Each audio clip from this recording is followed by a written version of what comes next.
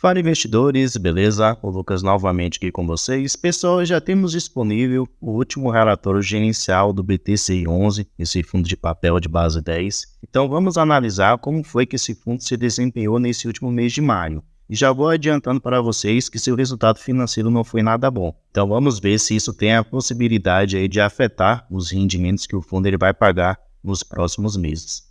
Sempre relembrando que o vídeo não é recomendação nem de compra nem de venda de nenhum ativo. Se o fundo lhe interessar, procure se aprofundar e estude bastante para que assim você possa fazer uma boa escolha. E se esse canal te ajuda de alguma maneira, pessoal, deixa aí seu like, que é uma maneira de você mostrar o seu apoio. Deixa aí também nos comentários se você, assim como eu, investe no BTCI11 e qual a quantidade de cotas que você tem atualmente. Então vamos lá. Atualmente o BTCI11 está sendo negociado aqui a R$ 10,05. Seu dividend yield está aqui na casa dos 11,47%. O fundo já pagou no acumulado aqui em rendimentos nos últimos 12 meses R$ 1,15 por cada cota. Além disso, ele está com uma boa valorização de 10% nos últimos 12 meses. Diferente de outros fundos imobiliários que vem caindo aí a sua cotação, o BTCI11 ele se valorizou no decorrer desses últimos 12 meses. Descendo aqui, pessoal, podemos ver o seguinte, que o valor patrimonial por cota do BTCI11, no caso, o seu preço justo, é os R$ 10,22. Porém, como vimos aqui em cima, está custando R$ 10,05. Então, o seu preço atual está abaixo do que seria seu preço justo. Seu P sobre VP está de 0,98, isso quer dizer que ele está com deságio, no caso, custando mais barato. E o seu desconto está de aproximadamente 2%. Ele tem um patrimônio aqui na casa de R$ 1 bilhão, um caixa próximo aqui de 200 milhões e conta atualmente com quase 180 mil cotistas. Além disso, tem uma boa liquidez média diária na casa aqui de 2 milhões. Esse último rendimento anunciado foi aqui correspondente ao mês de junho, que ele anunciou no mês de junho, porém, o seu resultado financeiro correspondente ao mês de maio. Ele anunciou e pagou aqui 9 centavos, 3 por cada cota. E ele ainda não anunciou seus rendimentos correspondentes ao mês de junho, que ele vai pagar agora no mês de julho. Então, na próxima semana, ele vai anunciar seus rendimentos. E aqui embaixo a gente pode pegar o seu histórico, pelo menos aqui dos últimos 5 anos, da sua distribuição de rendimentos. O seu fundo de papel, sempre tem essa oscilação. O ano de 2020, 2021, ele oscilou bastante seus rendimentos. Porém, a partir do ano de 2022, aqui em meados de 2022 até agora 2024, os seus rendimentos vêm se mantendo mais estáveis, sem muita oscilação. Porém, vem caindo, A gente pode ver aqui que o ano de 2023 foi bem melhor em pagamento de rendimentos do que o ano de 2024. Porém, devemos nos lembrar que nessa época o IPCA estava vindo muito elevado, isso beneficiava bastante o fundo, e também o índice CDI estava muito elevado, lá na casa dos 13,75%. Observe aqui, quanto o índice CDI ele começou a cair, mais ou menos aqui no mês de julho para agosto, isso afetou bastante o fundo e seus rendimentos também caíram. Uma expectativa agora é que os rendimentos ficarem aí na casa dos 10,50% e não cair até o final do ano. Isso vai ser benéfico para o ativo. Vamos aqui agora no seu último relatório gerencial considerar alguns pontos sobre ele. Logo de cara aqui podemos ver o seu demonstrativo financeiro. Então no mês de maio de 2024 o fundo ele teve um resultado total aqui de R$ 6,9 milhões. Observe que esse valor foi bastante inferior a todos os 5 meses anteriores, de dezembro até abril. Esse foi a sua menor receita. Infelizmente, aqui no relatório gerencial eu li, mas a gestão ela não fala por qual motivo a sua receita veio menor durante esse último mês de maio.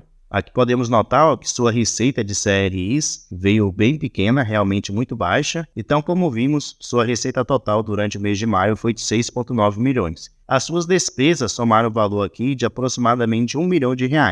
Então, no final, ele ficou com um resultado líquido de R$ 5,9 milhões, o que equivale aqui a 5 centavos, 9 por cada cota. E o fundo ele distribuiu em rendimentos 9 centavos, 3, que foi exatamente o que ele pagou agora no mês de junho, que foi sua receita correspondente ao mês de maio. Aqui o fundo ele não menciona se ele tinha resultado acumulado ou não para poder distribuir, porém creio eu que sim, já que durante o mês de março e no mês de abril, o fundo ele gerou uma receita bem maior do que o valor que ele distribuiu em rendimentos. Podemos notar aqui que durante o mês de março o fundo gerou 10 centavos, 8 por cada cota e distribuiu 9 centavos, 2 por cada cota.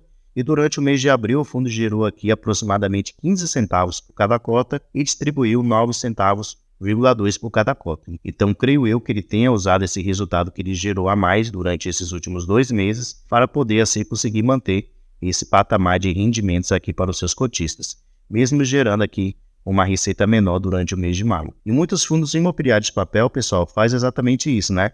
Tem alguns meses que realmente eles vão gerar uma receita maior e eles deixam esse resultado maior ali como reserva acumulada para quando acontecer de um mês eles terem uma receita menor, eles possam usar esse resultado acumulado que eles têm para conseguir manter o seu patamar de rendimentos, né?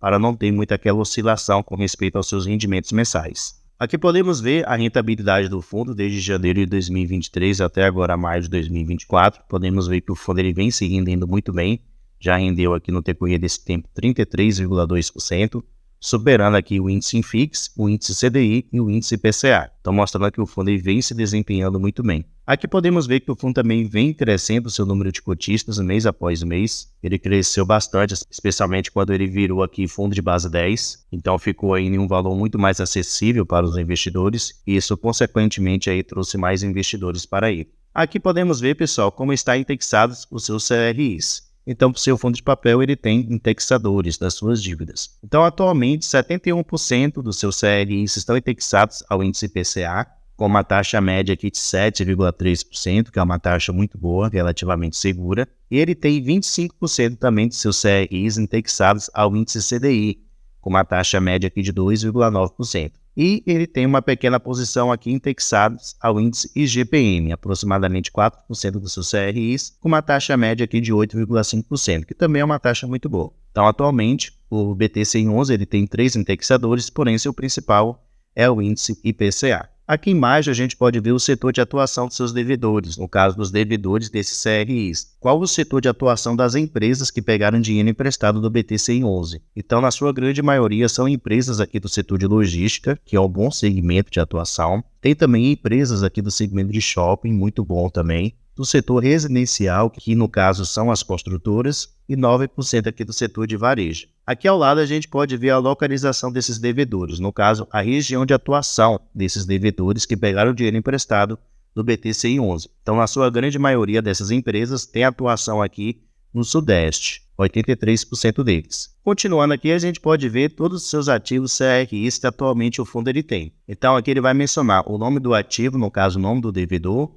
o seu indexador, se é o índice IPCA, CDI ou IGPM, a sua taxa fixa de juros de aquisição, mostra aqui também a duração desse contrato, o valor investido e também a porcentagem IPR, no caso, a quantidade de patrimônio líquido do BT111 investido nesse ativo CRI. Então podemos ver que esse primeiro aqui, que é a Casa Shopping, ele tem uma exposição maior de 6,71%, porém, é o único ativo que ele tem uma concentração. Todo o restante aqui, ó, desse segundo para baixo, ele é mais diversificado, ele não tem aí mais de 5%. Então, isso é um ponto positivo. Nesses CRIs aqui que atualmente ele tem, que ele faz aqui uma separação de CRI estrutural, que são CRIs de médio e de longo prazo, ele tem aproximadamente aqui 611 milhões de reais investidos, o que equivale a 60% do seu patrimônio atual. Aqui embaixo ele mostra os CRIs táticos, que têm uma duração menor, que são 6 ativos que atualmente ele tem. E ele tem um valor investido aqui ó, de 94 milhões de reais, o que equivale a 9,3% do seu patrimônio atual. Descendo mais um pouquinho aqui, ele nos mostra os fundos imobiliários que atualmente ele tem. São esses daqui que atualmente ele investe. Soma-se aqui um total de 8 fundos imobiliários que ele tem posição, e somente em fundos imobiliários ele investe o valor aqui de 111,6 milhões de reais, o que equivale a 11,1% do seu patrimônio atual. Ele tem um outro CRI, que é um CRI de logística, indexado aqui ao índice IPCA. Ele tem um valor aqui de 120 milhões de reais investidos, o que equivale a 11,8% do seu patrimônio atual. E ele tem aqui ativos da renda fixa. Ele tem aqui 2 investimentos indexados a uma porcentagem aqui do índice CDI, com um valor investido aqui de 79,8 milhões de reais, o que equivale a 7,8% do seu patrimônio atual. E com respeito, pessoal, àqueles 2 devedores que não estão pagando o BT111, continua pelo menos até o momento a mesma coisa. O primeiro devedor é esse daqui, a Carvalho Oski, Aqui podemos ver o seu status da operação, então ele não está pagando ao BTCI11. Essa operação ela está aqui indexada ao índice CDI com uma taxa fixa aqui de 5,5%, então é uma taxa elevada, tem um risco maior de operação. E o valor investido aqui foi de 13,8 milhões de reais. E atualmente a participação do PL desse ativo do BTCI11 é de 1,3%. Então ainda bem que ele tem aí uma exposição pequena e isso minimiza o impacto financeiro no BTCI11. Aqui também ele menciona quais as garantias que foram dadas, né? Alienação fiduciária de terrenos, fundo de reserva e de despesas. Esperemos aí que se resolva o mais rápido possível, né? Já vem se arrastando aí durante o tempinho, mas vamos esperar que se resolva. E tem esse outro aqui, ó, o Brasília Securities, que é outro devedor que está parcialmente devendo o BDCI11, como a gente pode ver aqui no seu status de operação. Esse ativo ele está indexado aqui ao índice IGPM, com uma taxa aqui de 11,6%, que é uma taxa elevada também, por isso o maior risco dessa operação. O valor investido aqui foi de 10,3 milhões de reais, o PL corresponde a 1%, então uma exposição pequena, e aqui também a gente pode ver as garantias que foram dadas por esse devedor. Então, de modo geral, o BTCI11 continua aí sendo uma boa opção de fundo imobiliário de base 10 para se investir. Nesse mês de maio, como eu mostrei, sua receita veio menor do que nos meses anteriores, porém no mês de abril o fundo tinha também conseguido gerar uma receita muito superior ao valor que ele distribuiu em rendimentos. Então isso compensou um mês pelo outro, então o fundo não sentiu assim um impacto na sua distribuição de rendimentos. Vamos esperar agora seu próximo relatório gerencial, né, seu resultado financeiro correspondente ao mês de junho, para ver se o fundo conseguiu regularizar isso. Mas de um modo geral o fundo é muito bom, usa aí 3 indexadores, os seus ativos CRIs, tem bons devedores, apesar de ter levado calote, né, nesses dois aqui, por eles ter taxas muito mais elevadas, ser operações muito mais arriscadas, mas a maioria de seus ativos são operações mais relativamente seguras, e por ele ter essa diversificação, apesar do calote, o impacto financeiro foi pequeno. Se pegarmos esses dois devedores, vai dar um PL aí de 2,3%, não chega nem a 5%. Então isso mostra quão importante é a diversificação, já que isso minimiza bastante os riscos. Deixe aí nos comentários, pessoal, se você tem o BTCI11, quantas cotas que você tem atualmente, e se você vai continuar investindo nele. Deixe aí sua opinião. Pessoal, muito obrigado pela sua atenção e até a próxima.